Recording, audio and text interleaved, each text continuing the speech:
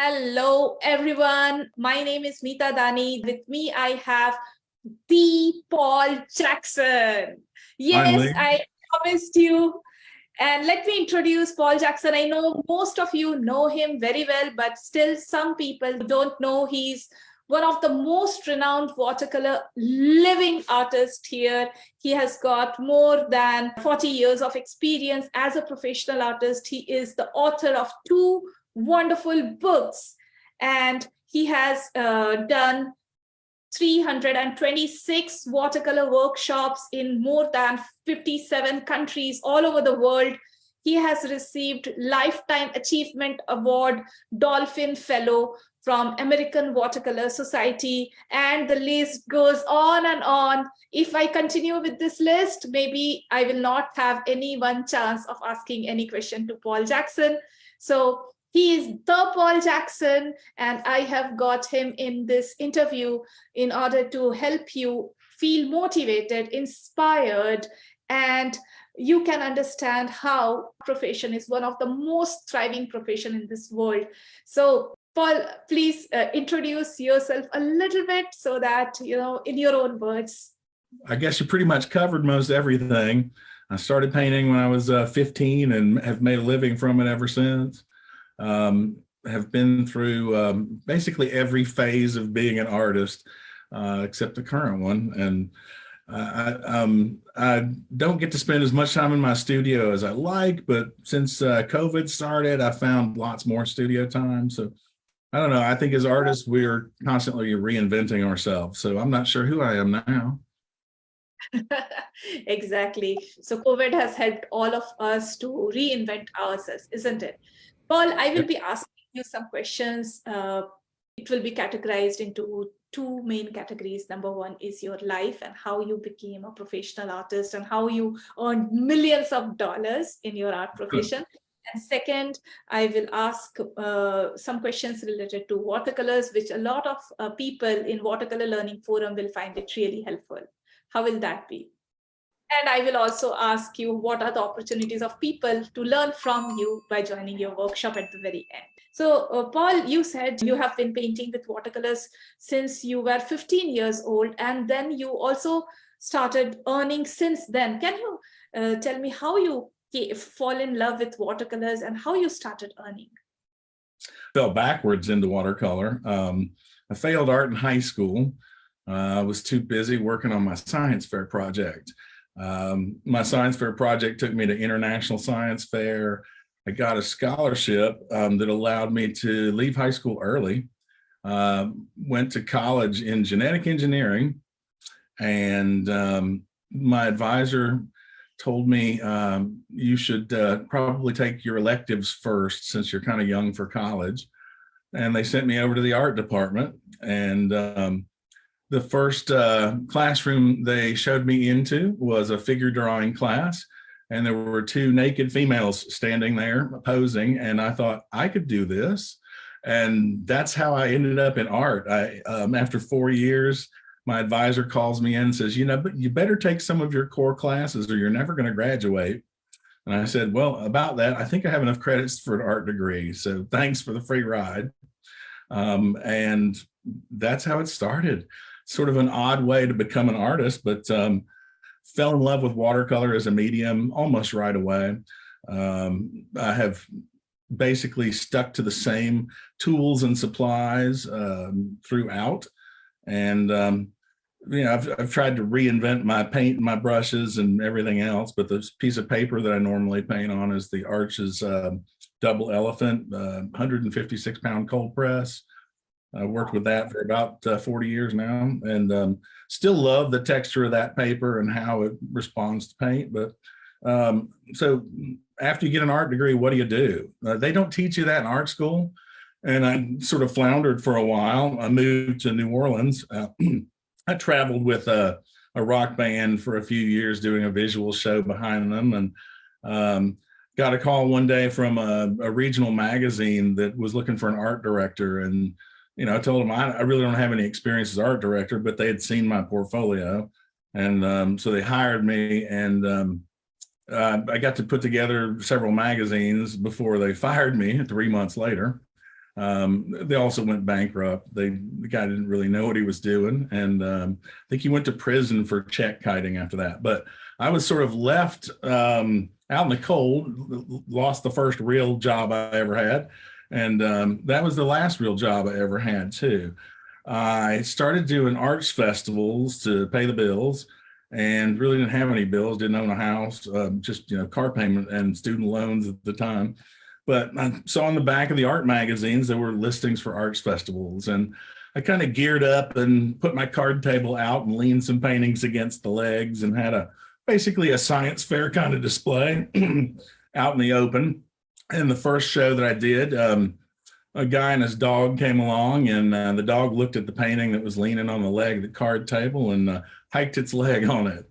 And the guy says, well, everyone's a critic. I won Best of Show at that arts festival, though, so it gave me money to keep on going. And I wound up doing about 40 arts festivals a year for 2 decades. In doing so, I met so many contacts, editors for the art magazines, which got me published a lot. Very wealthy clients would come out to these things and spend money on paintings. I discovered that, it's not just coffee mugs that sold at arts festivals. I was selling paintings up to $10,000 and $15,000 out on the street. But you had to set up a tent, and sometimes you got your tent blown down by a tornado, and a lot of times you got rained out completely. Several weekends you do zero in sales and, a couple of $1,000s in expenses. But every now and then I would hit it really big and find some really big client who loved my work and would buy a bunch of it. I got tired of doing arts festivals, though, and had been getting a lot of offers to teach workshops because of winning awards in several of the big competitions. I resisted teaching workshops, though, and I guess until I was ready, and then basically just made the transition about 20 years ago, but from doing arts festivals to teaching workshops. And teaching workshops became very lucrative at some point. And I did like 25 of those a year until COVID. And really just kind of retire and hide in my studio now. But I still take a few workshop gigs when they're offered. I had in the middle of that, I had a 10,000 square foot gallery in downtown Columbia, Missouri that did exceptionally well. That was just prior to 9/11, and 9/11 kind of took the steam out of the gallery business, and I really didn't want to be tied down so much anymore. So, and I went traveling essentially, and for almost a decade, I just wandered around, teaching workshops in fun places like Istanbul and Budapest and Shanghai, just on the wander, taking the most fun gigs that were offered. But I don't know what the new phase holds. I'm still teaching a few workshops. I have 4 or 5 for next year, but just hanging out in my studio and painting and doing a few commission pieces, projects like that, it seems to be sustaining for now, but who knows? Like I said, we're always reinventing ourselves as artists. Exactly. That was a wonderful journey. I am very sure that all of you who are listening, you can add questions in the Facebook group, and I can see all your questions. So feel free to ask questions to Paul. Let me see how many I can cover. So there are a lot of golden nuggets that you can take from whatever he has shared. So he shared that how he studied art, and then he gradually moved to a job, and then from the job he got not much, but then he did a lot of art fests, so 40 art fest in a year, and then he did it for 2 years, and then he got lots of clients who paid him huge amount of money. And he also mentioned that he had ups and downs. Sometimes he was not earning anything, and sometimes he was earning a lot of things. So understand that entrepreneurship will not have a smooth, flat curve or rising curve. It will have its own ups and downs. And then you also understood how Paul Jackson was willing to accept the changes based upon the scenario which he was facing. And he mentioned just before this interview, so he made $800,000 in the first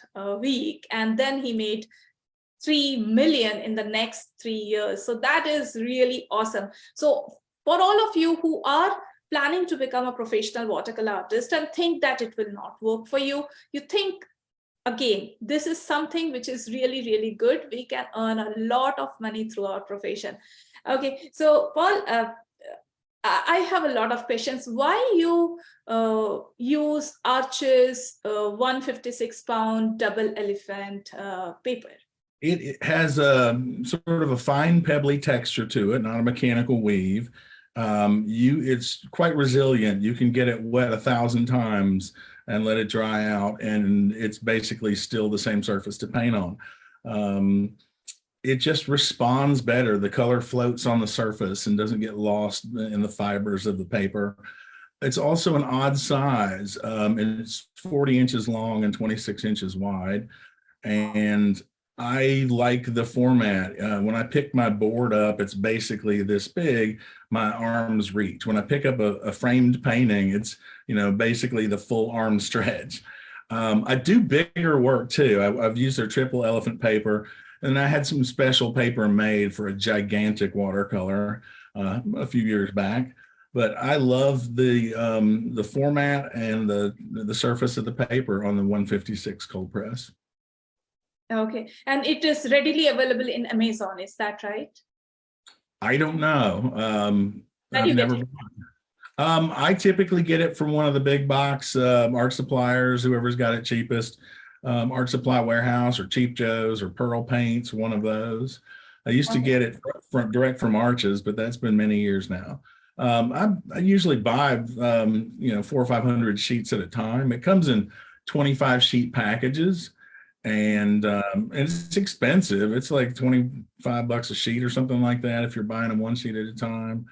But I usually just buy it in bulk in one big shot and then go on that for years. I provided it at a lot of my workshops too. So I go through a ton of scrap paper, doing little side demos and showing people how to use their paintbrush and those kind of things. So I waste at least a full sheet of it at every workshop just doing demos.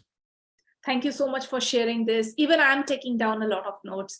Paul, so you have got a paint brand, like I think a paintbrush brand. Do you also have a paint brand? And you have, right? And is it available online for purchase? It is. You can find it through my website, pauljackson.com. I made my own paint years ago because I was pretty dissatisfied with the corners that Winsor & Newton and Daniel Smith were cutting. I worked with Daniel Smith for a decade too. I think the month I was on their winter catalog cover is when I dropped them. They weren't consistent. I was getting a different color for the same name every single time I ordered it. And so the consistency in their mixing drove me crazy. And you don't need 300 tubes of paint. Art supply companies offer 300 tubes of paint because they know you'll buy them.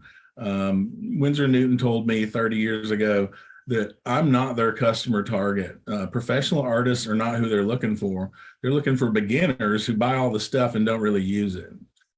Because a professional artist doesn't go through that much paint, honestly, not that much more than a beginner does, especially in watercolor. But, I made 19 colors in the beginning for my own palette. And those 19 colors were chosen to mix basically everything that you could ever need out of watercolor. I added a 20th color over time just to help balance my palette out. I'll probably add 4 more colors just to fill the entire palette. But I didn't really need to be in the paint making business. I did make extra sets. I made 100 sets of paint and sold them immediately just by mentioning them on Facebook. However, Da Vinci Paint Company called me and we formed a great relationship where they're making my paint now, and I get to focus more on painting instead. But it's the best watercolor paint going. Da Vinci makes the best paint. They also make Cheap Joe's paint and like 100 other companies that sell paint. Da Vinci makes it for them. They're not only, if you used them 30 years ago, it wasn't great paint. It was chalky and fugitive, but the guy who runs the company now is the grandson of the founder, and he puts a ton of focus on meeting the needs of a professional artist. They make acrylics and oils too, but it is the very best paint I've ever used. I'm completely satisfied with it. Any of their paints are the best quality paint you can get, and still the cheapest too. They're cheaper than other major brand names. He just doesn't put a ton of money into advertising. He just lets the materials speak for themselves. Paul, so what are the hardships that you faced when you were a nobody? Now you are a big brand, but earlier you were absolutely nobody. Did you had any kind of insecurities in your heart when you were just coming up as a professional artist? I think I was naive enough to not know all of the horrible things that can happen to you as an artist, but I had faith, I guess. In the beginning, I was hustling. I was doing a lot to market my work and get it out there. I would show it to anybody that would look at it. And I entered a lot of competitions and sort of came up with this equation that art equals exposure equals income eventually. I was on the cover of Artist Magazine for the first time when I was 30. And I was doing pretty good by then, but I would win like best of show at some show and sell nothing and be broke and have to, use my credit card for gas on the way home. And, it's funny that I used to think that fame and fortune followed one another, followed the exposure, but not so much. When you're famous, it costs you more. And I don't know, the exposure is free, but you can die from exposure too, I've heard. I just put my work out there a lot, as much as I possibly could when I was younger. Like I told you earlier, I kind of rest on my laurels now. You get to coast once you really get your name spread far and wide. I don't really go seeking opportunities anymore like I used to. I basically choose the ones that come at me anymore. When I was younger, I made sure I found a way to say yes to everything. I got hit up, but you get hit up for art auctions and stuff like that constantly. And I spent a lot of time on my paintings and couldn't really donate them to every cause that asked me to donate a painting. So I did some limited prints of my work early, so at least I could give them a print. So I never had to say no to anybody. I used the shotgun approach. I tried every way of marketing I possibly could in the beginning. Any project that was thrown at me, I attempted it. I'm glad I don't have to do that anymore. I mean, when I was younger, I ended up doing a lot of logo designs and stupid stuff like that. Now I do still put myself out there. If somebody's willing to pay me a small fortune to do their kid's portrait, I'm all over it. I'll do it. But I have to have passion for the project now, not so much just accept everything that comes along. When you're hungry as an artist, it's hard to say no to stuff and things that you shouldn't do. I was approached about doing NFTs a year ago. And when I looked at it, I just thought, this is something I don't want to be part of. Just sell nothing for money. I mean, it's like, it just didn't seem very real to me. I did allow a friend of mine to use some of my artwork for his own NFTs, but I don't know. I just thought it's kind of like selling sand. There's nothing really there. But so I've learned to say no. I had a jigsaw puzzle company wanting to make jigsaw puzzles of my work, but it wasn't pieces I really wanted out there. There were private commissions and things like that. So I said no to some of those. I do allow my work to get licensed for stuff, a lot of things. No pet underwear or anything like that.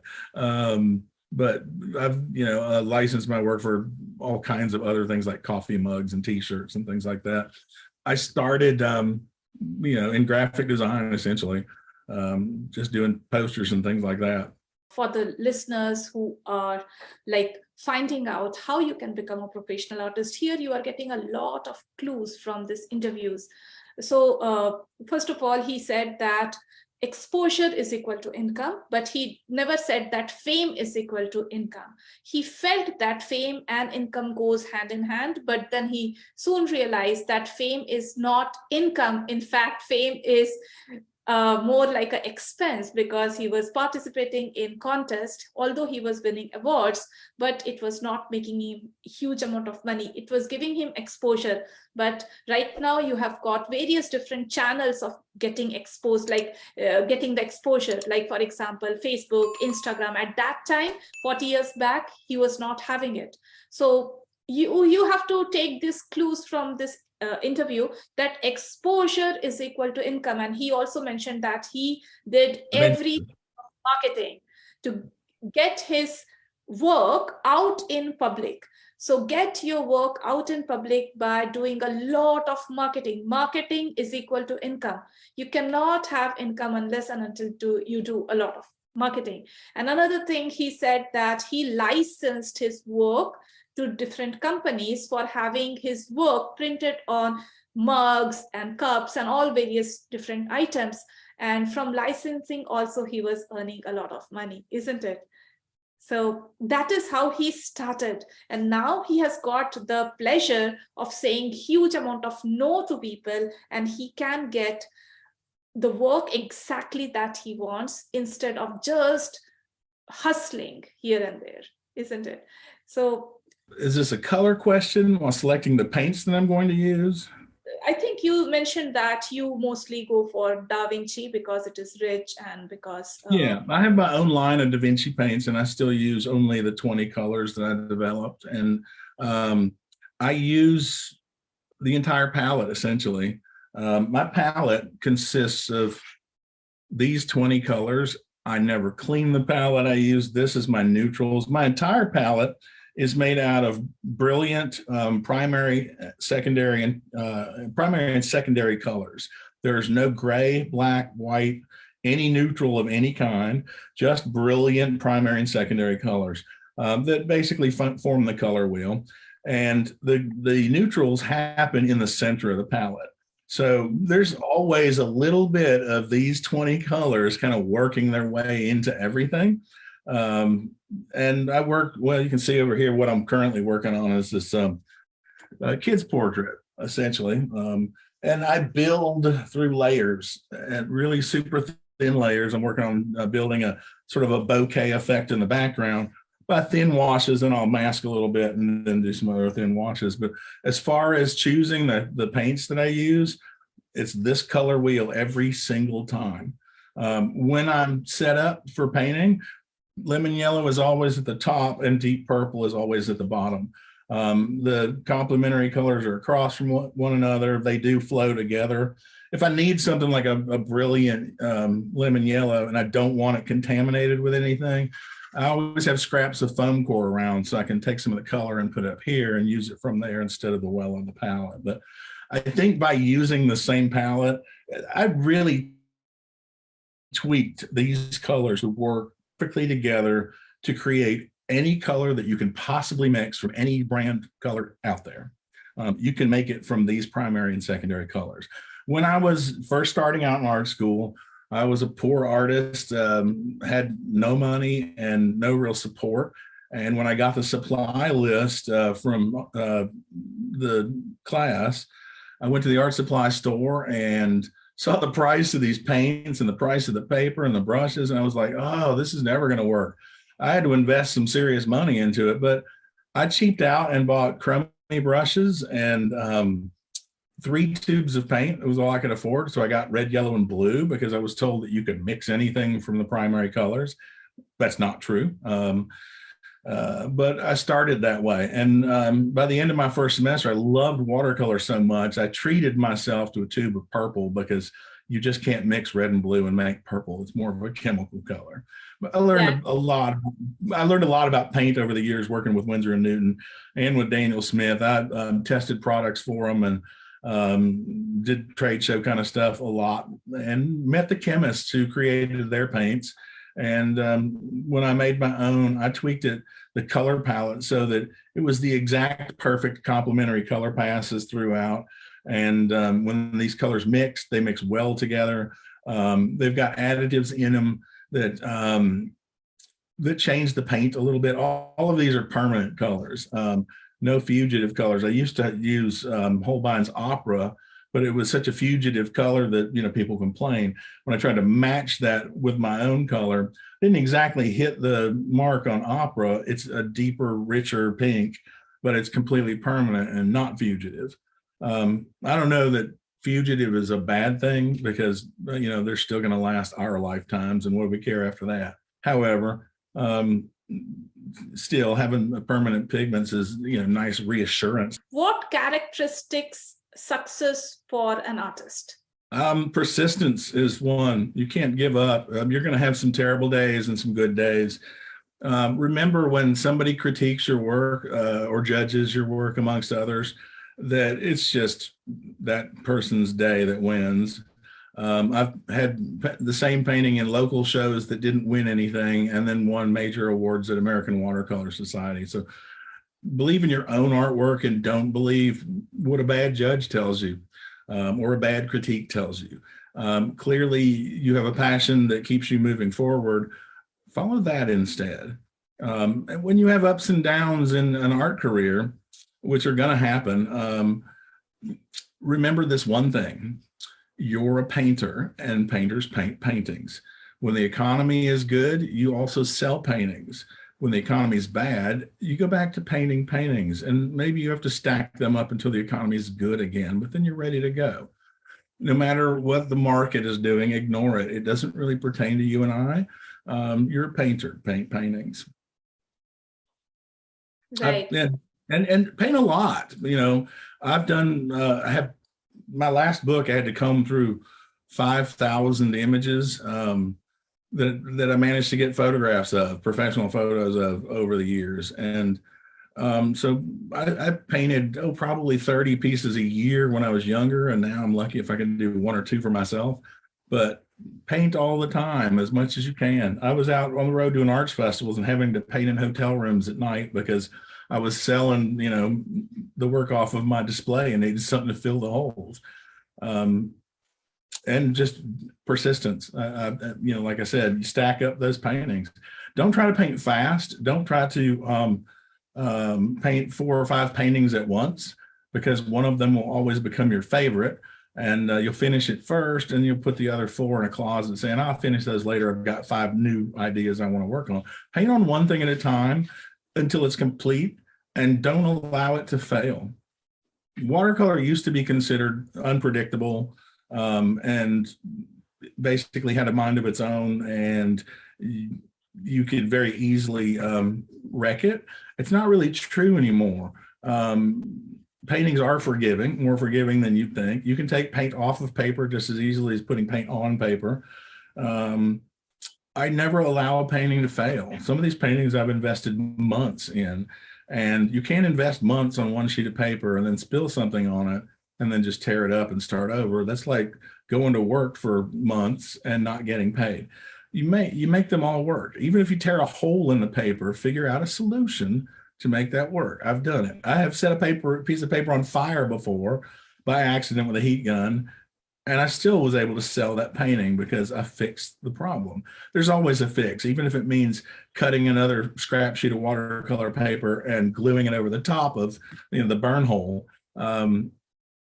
There's a fix to everything, and if you're going to invest the time in it, make sure that you get it fixed. That's wonderful. See, what he's saying is never allow your painting to fail. I do follow that strategy in my online course, Mastering Watercolor Realism. I teach that to my students. That is because I feel that our painting represents a lot about our life. No matter how horrible your life is right now, you can always make it better. No matter how bad situation your bank balance is right now, you can always make it better. So you have to work. If I'm just tearing my painting off and throwing it out, I'm telling my subconscious mind that I'm not able to rectify my mistake. So it is really important for you. And another thing is that when you are actually rectifying your mistake, you are becoming more confident, telling yourself that no matter how horrible the situation goes, I am capable of rectifying my mistake, which is giving you a huge confidence boost. Second, he said that persistence, I call it consistency. Persistence, consistency, they go hand in hand. Understand that you cannot simply have wins without losers. You cannot have simply success without failure, because our life is ruled by law of polarity. You cannot have one without the other. The more you resist the idea of failing, resist the idea of sucking, resist the idea of not getting good result, the more you are actually delaying your success. So I totally resonate with Paul Jackson's.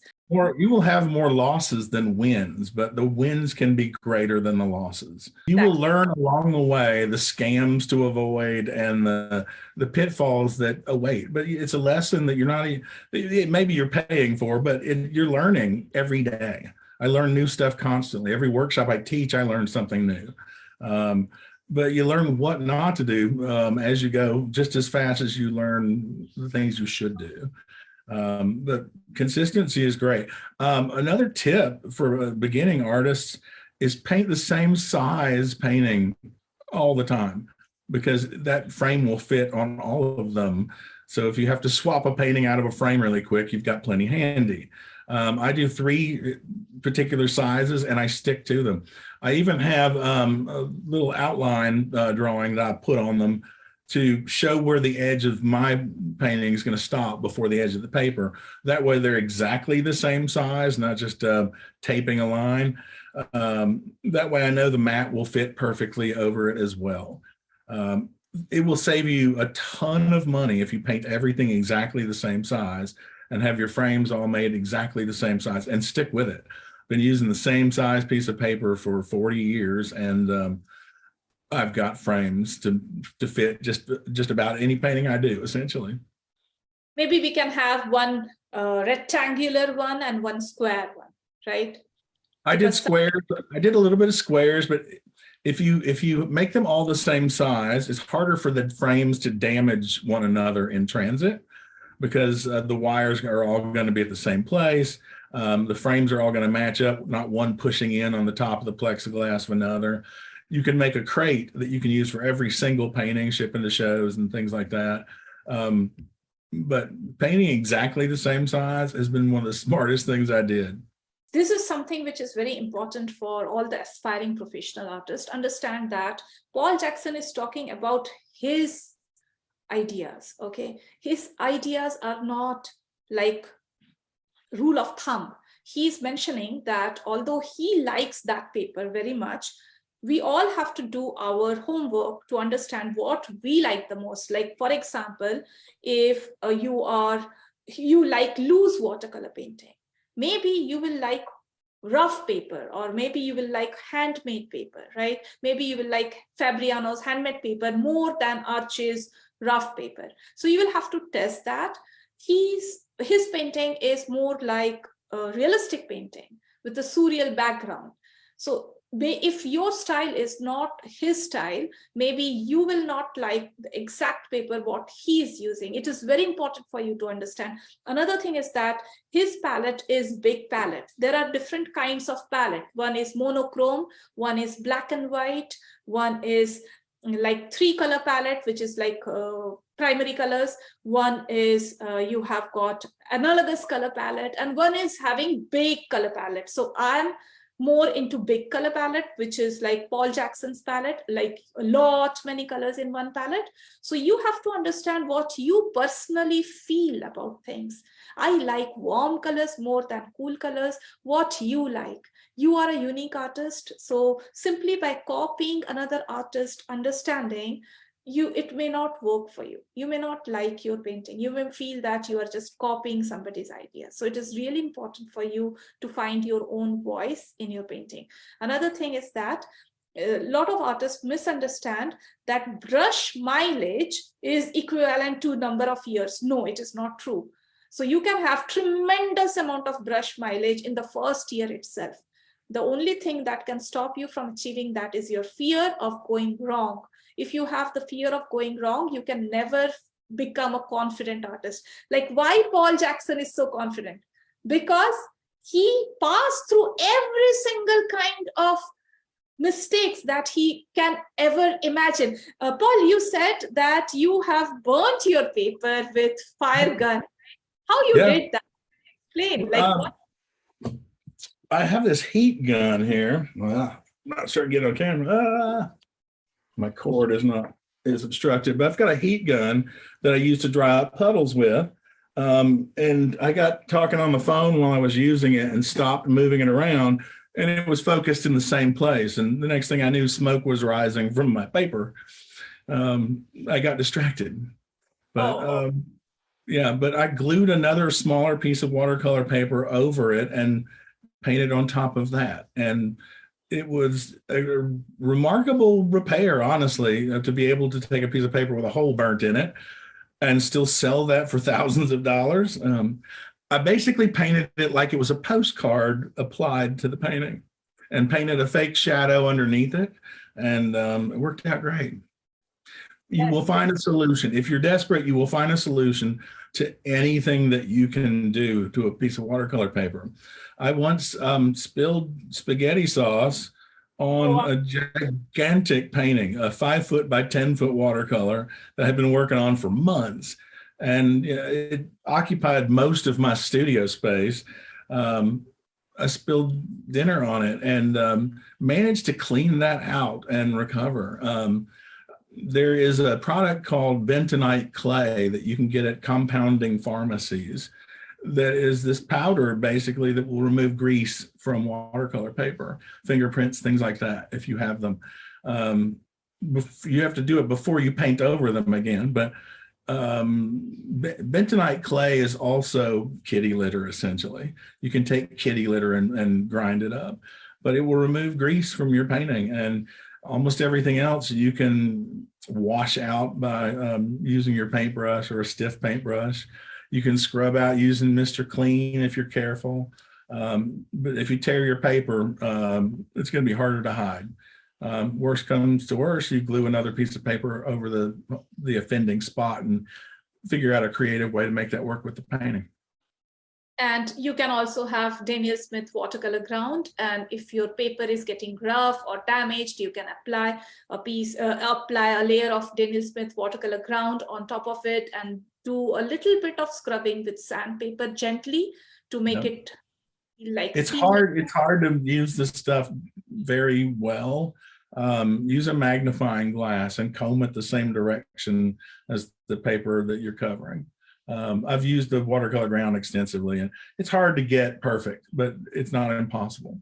Right, exactly. You can always find a way. This is a golden nugget which Paul Jackson shared here. You can always find a way if you are hungry enough, if you are desperate enough. So same goes in life, same goes in earning money, same goes in making your paintings beautiful. So if you're hungry enough to succeed, you will always get success. If you're hungry enough to make your painting look awesome, world class, you will always make it happen. And if you're hungry enough to learn, you will always find a mentor, you will always find the right book, you will always find the right workshop or online course if you're hungry enough. So the most important thing is your hunger.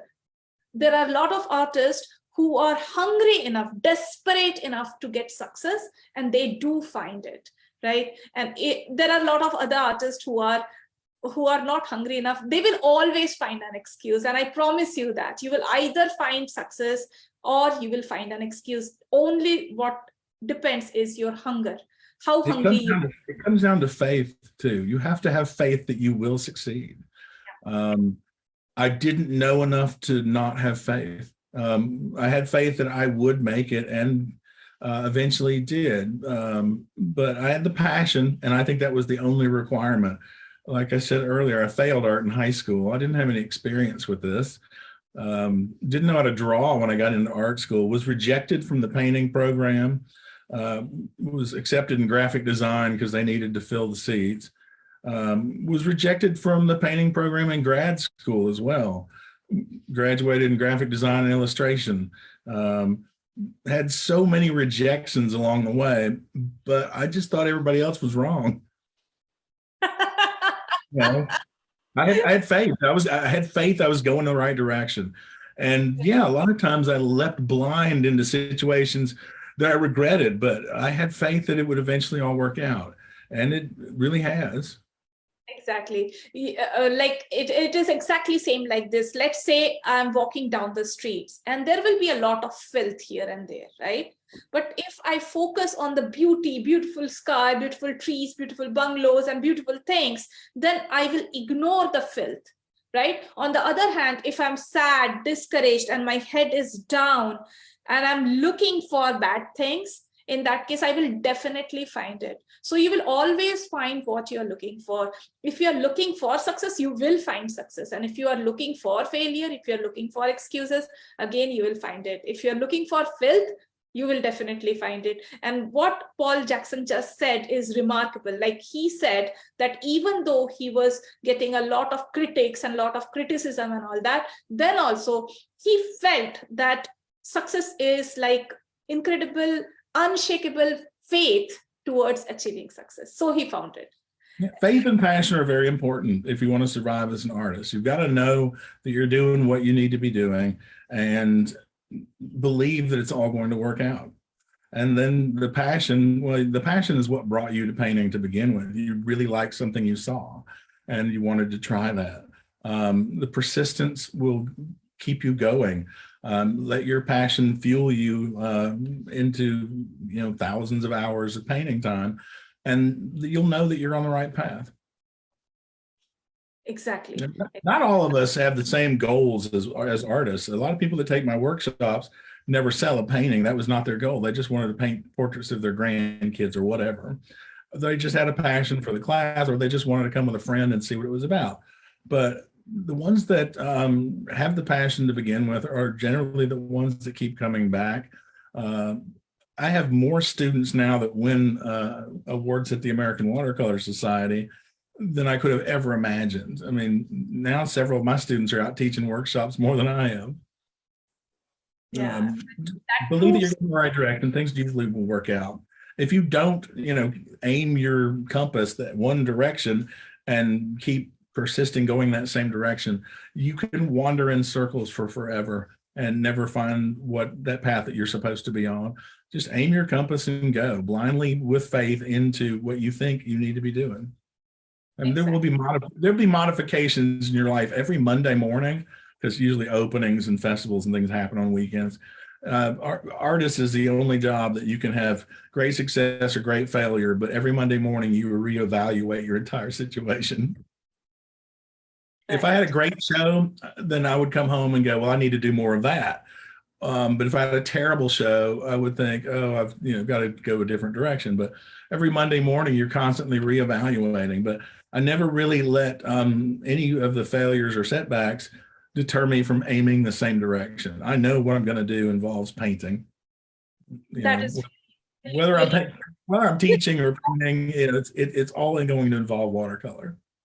This is gold. Like, I'm just listening to you and feeling inspired. Like what Paul Jackson just said is really gold. Like he said that you will always find success, you will always find failure, but if you have that unshakable faith and you will always keep your compass direction in one direction and not just go here and there randomly, then you will always find what you want, right? And he also that sometimes he was having exhibition with zero success, and sometimes he was having a lot of success, but still he kept pushing himself forward. And that is really gold. Paul, this is so important for all the aspiring artists to listen to Paul. Like, he's a famous, world-renowned, highly successful artist, made millions through his art profession. So you must take his words as Bible. And another thing he mentioned just now is he did had exhibitions with zero success, isn't it, Paul? Quite often, yes. And how you took that? You never took it for heart, right? And you always felt that, okay, next time I will get success, isn't it? You're constantly just polishing your act, polishing your presentation.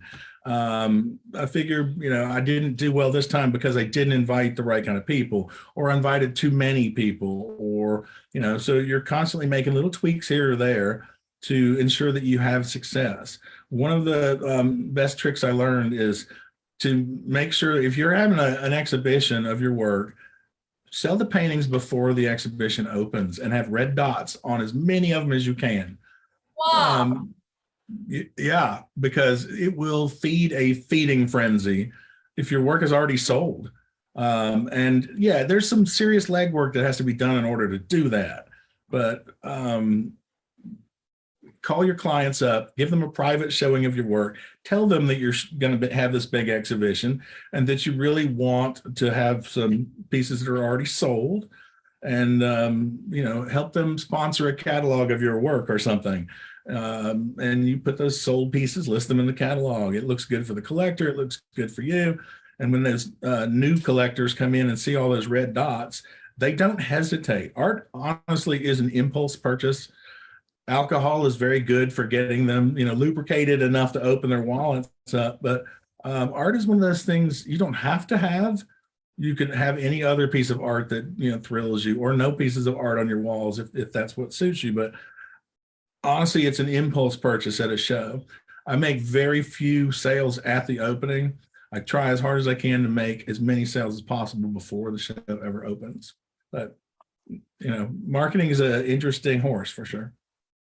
Yes, and for professional artists, it is very important for you to learn how to talk to people, how to make people participate in your exhibition, because if you cannot pull the crowd, then there is absolutely no point in having the exhibition, right? Exhibition itself is not going to give you the success. Exhibiting in an empty hall with no people around, just doing like this, that is neither going to give you the fame nor the name, or not the money at all. You must do the legwork. That is what he's saying. Like, if you do the legwork, in that case, you will pull the crowd, and then you have to also sell your paintings beforehand so that you can have as many red dots as possible before the exhibition is happening, so that when a person comes and sees so many red dots, he will feel, okay, so many people have already purchased this artist painting, so I must also purchase. It is an impulse purchase.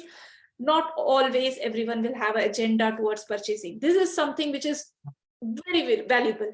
And another question I have, like, there are a lot of people who think that, okay, should I become a portrait artist or a landscape artist or a wildlife artist, or what kind of artist should I become so that more and more paintings get sold in the market? How you will answer that question? Honestly, if you want to become rich and famous as an artist, pick a subject that is near and dear to you and paint only that subject. It works. It works for lots of folks. I didn't do that. I never really wanted to be pigeonholed. I knew an artist, a very well-off artist, who painted nothing but classic cars. And he was very, very successful at it. His paintings sold for lots of money, and he had crowds that came in all the time. And he discovered my work and said, I love it that you have not forced yourself into a corner like I have. Says, I have all of these things I want to paint, all these passions I want to follow, but my collectors won't let me paint anything but classic cars. I took a different route. I never had a workshop, so I didn't have anybody to tell me ahead of time some of the directions I should aim, but I took a shotgun to approach. I painted whatever landed in my lap. Any opportunities that were presented, I tried to say yes to them. Will you paint my kid's portrait? Will you paint my dog's portrait? Some of those things you might think are beneath you, but find a price tag where you're willing to do it. And if they say yes, well, then you got to do it. But you also get paid incredibly well for things you don't want to do. I did a $50,000 portrait of somebody I didn't want to do last year, and at least I got paid. I honestly was trying to be offensive and say, no, to paint your portrait, it's going to cost 50 grand. And I figured it would scare him off, and it didn't. So I had to paint the portrait, but at least I got really well paid for it. If you are having the daring to charge $50,000 for a single portrait, and if you are asking them just because you don't want to paint the portrait, and if they happen to say, okay, yes, then it is good, right? So this is my philosophy is, you have got only one life, right? I have got only one life. Well, I was really surprised when I was younger that when I really didn't want to do a project and I quoted them so much money and they agreed to it, it was, you have to try to hide your surprise a little bit. but it tells you that there are lots and lots of people out there with money willing to spend it on art. Something that I clued into a long time ago, my own mother couldn't afford my artwork. She told me, you'll never be able to sell that. That's too much. You're spending, 9 months on one painting. You're never going to get paid to do that. Well, she was wrong. And she admitted it later on. I sold a painting for $400,000 once, and she was convinced. But there are millions of millionaires in the US, millions of millionaires. If you think about that, you only need to find a few of them. If you want to paint great, big, grand subjects instead of tiny little 8x10 pictures of flowers, paint what your heart says. I don't want to production line paint things. I would rather paint big, grandiose scenes that take me a lot of time and I'm really proud of. I know there's a client out there for everything that I paint. Even the ones that I wasn't terribly thrilled with in the end, there was always somebody who was in love with that and thought it was the greatest thing ever. Don't let them fail. That's the first key, but keep painting. There's always a client out there who will think that is the greatest piece of art on the planet. Yeah. And have you noticed that when he's charging more, like he's charging $400,000, like $50,000, he's always getting the right people. And when you are charging like $30, $80, $200, like that for your wonderful piece of art, you will get some crappy people who will always bargain. Even if you're selling your painting for $100, they will say, can you give me for $50? Like they will not understand what you have done for that. So understand that marketing is really important, really, really, really important. Getting fame and getting yourself findable is really important, which he did. And then selling your painting in the right amount will attract the right kind of people. If Paul Jackson would have charged us $5,000 for his painting instead of $400,000, maybe he would still have that painting. If I offered my paintings at the cost it took me to paint them, which is next to nothing essentially, if I offered my paintings at $500, I would probably still sell the same number of paintings. Yes. Know that the real art collector equates value with price tag. Exactly. If you have a $500 price tag on your painting, you're only going to get $500. If you have a $400,000 price tag on the same painting, you might get $400,000. Exactly. So how are you brave enough to put that kind of price tag on a painting? First off, you have to paint something that you can't believe how hard it was, and you can't believe how much time it took, and it'd be really successful, and you not want to sell it. So when I opened my gallery, I had this painting of Manhattan from above that I did that took 9 months, and it was a really big painting, and I didn't really want to sell it. I just won Artist Magazine's annual competition with it, and I didn't know how to price it. This painting, I sold for $240,000, but how did I come up with a price tag for that? I thought of Manhattan and how the real estate there was basically an island owned by Native Americans, and they were swindled out of their land, which became New York City, by the Dutch, essentially. And they were paid $24 in beads and trinkets for what is Manhattan now. And so I took that figure of $24 and thought, well, I don't want to lose my painting for $24. And I added a zero. 240 was definitely not enough. Add another zero, and it's 2,400. Still, that's spent 9 months. That's not going to cover my bills. 24,000 came closer, but that really didn't leave a profit in there. And the next zero made it $240,000. I didn't really want to sell the painting, so I made it $240,000. And a guy walked in the first day my gallery was open and says, "Is that price tag for real?" Because he couldn't imagine seeing a watercolor in Columbia, Missouri that cost $240,000. But I very confidently said yes and looked him straight in the eye. And he says, "I'll take it." And that is how you sell a $240,000 painting. He also bought a $180,000 painting too. So, if you don't put the price tag on there that you want for the painting, you're not going to get it. Exactly. And if he would not have added that zero, he still could have sold that painting, but 1/10 of the price. Remember that. He donated that painting for $1 million in tax credits to a museum. eventually. Wow. Maybe 20 years later, but so he actually benefited in the end, but I benefited as well. And that was the first time I'd sold a painting that was over $100,000, and, shoot for the moon. But believe in your work too. I mean, I put a lot into that painting. It was a great painting too, but 240,000 was a real stretch from where I'd been before. I think previous I'd sold a piece for 65 and a piece for 85. So it was a grand leap from there. And honestly, I started selling my paintings at $1,500 a piece in 1986 or so. And maybe I even started at 500 a piece, but was very quickly selling them at 3,500 and then 6,500. Every time I would sell out of work and have nothing to show and have plenty of shows already set up, I had to go home and paint more. And the only way to keep enough artwork around a show was raise the price tags until people, until you felt the sales dropping off some. I made more money and sold less paintings that way. But here's a very important rule. You must move your price tag up slowly, because you can't go backwards.